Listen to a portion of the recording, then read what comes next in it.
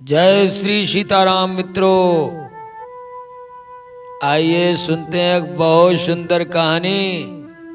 ये सुंदर कहानी बहनों भाइयों हमें ये शिक्षा दे रही है कि हमें अहंकार नहीं करना चाहिए। अहंकार करने से हमारा विनाश होता है और हमेशा अपने पर ही भरोसा रखना चाहिए।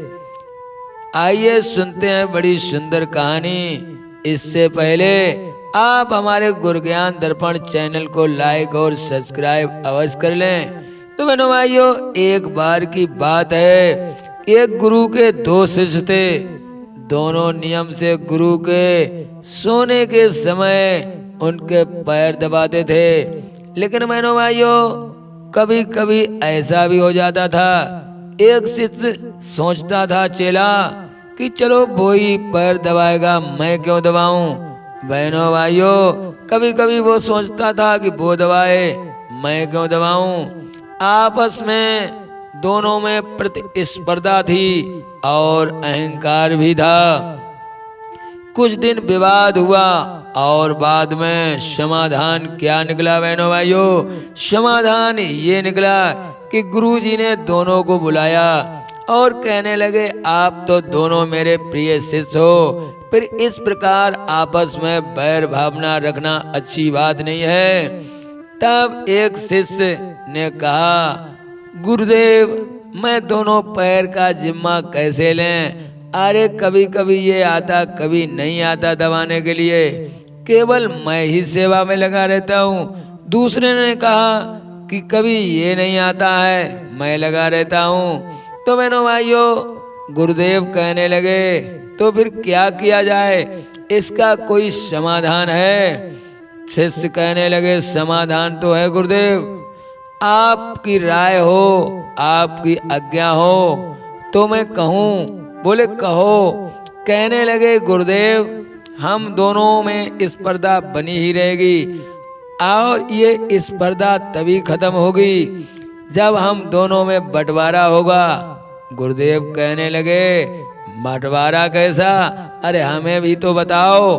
तो शिष्य कहने लगे, गुरुदेव एक पैर इसका रहेगा, एक पैर मेरा रहेगा।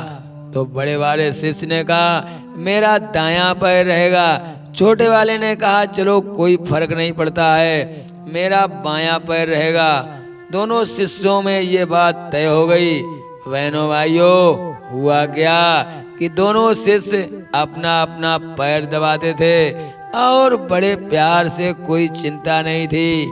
तो गुरुदेव भी सोच रहे थे, चलो ये भी अच्छा रहा, सारी झंझट खत्म ही हो गई, अब तो बड़े प्यार से मेरी सेवा भी हो रही है। लेकिन बहनों भाइयों, एक दिन एक शिष्य कहीं उलझ गया और समय पर नहीं पहुंचा। तब दूसरा शिष्य अपने पैर को दबाता रहा। इसी बीच गुरुदेव ने करवट बदल ली और करवट बदलने के बाद वो चेला उनका बड़ा था, तो बहनों भाइयों दायां पैर दबा रहा था। जब गुरुदेव ने करवट ली तो बायां पैर उसी पैर के ऊपर रख लिया। बहनों भाइयों, जैसे दूसरा पैर उसके पैर के ऊपर रखा तो उस बड़े वाले चेले ने क्या किया, वो पैर हटाकर अलग कर दिया और अपना बायां पैर दबाने लगा। गुरुदेव ने फिर जमुहाई ली और फिर वो बायां पैर उठाया और दाएं पैर के ऊपर रख ली। बहनों भाइयों, चेला ने फिर वो पैर हटा दिया और अपना पैर दबाने लगा।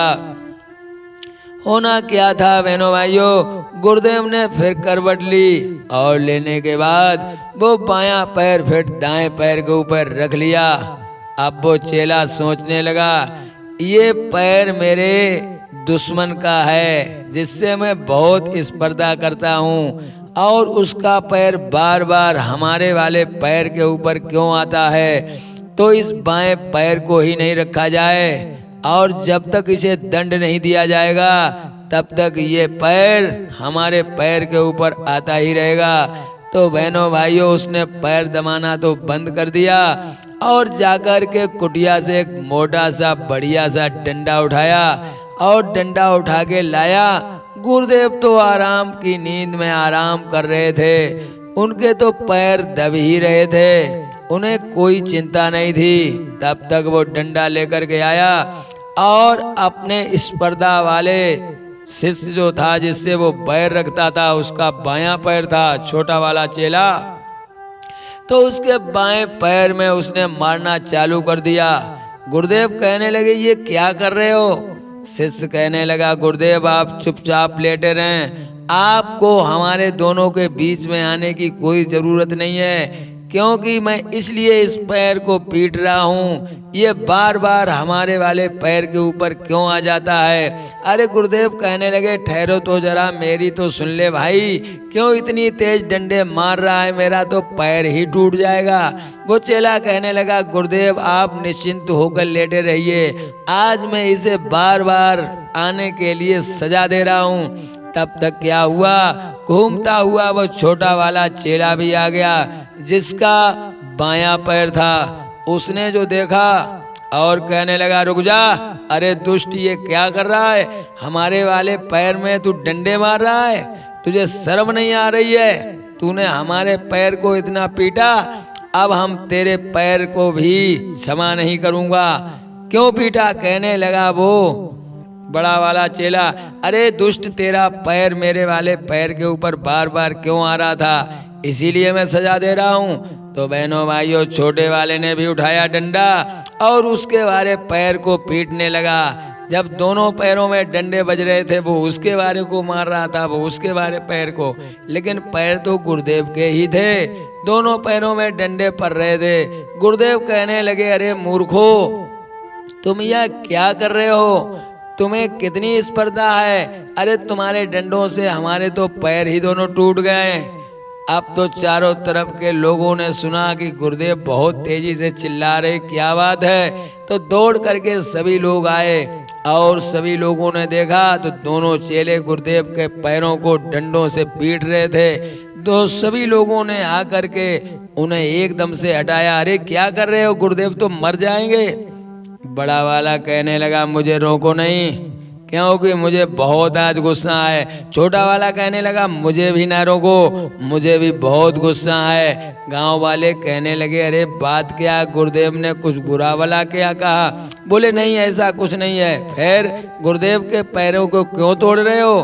तो दोनों कहने लगे हम दोनों में बंटवारा हुआ, एक पैर इसका एक पैर मेरा, और हम गुरुदेव की सेवा करेंगे, लेकिन आज मैं पैर दबा रहा था। बड़ा वाला कहने लगा तो इसका वाला पैर बार बार मेरे पैर के ऊपर आ जाए तभी मैं इसे मार रहा हूँ। छोटा वाला कहने लगा क्या बताएं, इसने मेरे पैर को क्यों मारा, इसलिए मैं इसके पैर को मार रहा हूँ, क्योंकि गुरुदेव के दोनों पैर हैं, मेरे एक एक बंटवारे में हैं। गांव वाले कहने लगे मूर्खो तुम्हें ये नहीं मालूम पैर तो गुरुदेव के ही हैं, चाहे इसमें मारो चाहे उसमें मारो, दर्द तो गुरुदेव को ही होगा।